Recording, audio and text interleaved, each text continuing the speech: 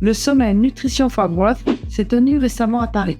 Et les chiffres sont clairs. Plus d'une personne sur deux dans le monde manque de micronutriments essentiels. Et si on profitait de ce constat pour faire le tri dans nos propres habitudes, 3 petits gestes concrets et accessibles pour partir sur des bases plus justes. On commence par un réflexe souvent oublié mais qui fait toute la différence, le faire. On garde nos légumineuses, lentilles, pois chiches, haricots et on les associe dans le même repas à la vitamine C.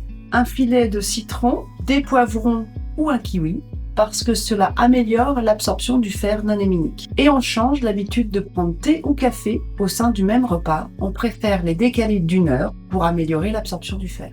Deuxième geste, souvent sous-estimé et pourtant important, l'iode. On garde un geste très simple, cuisiner avec du sel iodé, recommandé par l'OMS. Et si c'est dans vos habitudes, on vise 2 repas de poisson par semaine.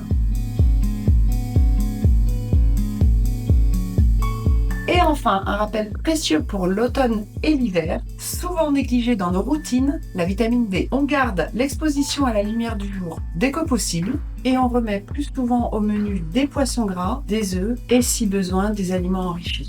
En France, l'ANSES rappelle un repère de 15 microgrammes par jour pour l'adulte. Ce n'est pas une révolution que l'on cherche, mais une évolution.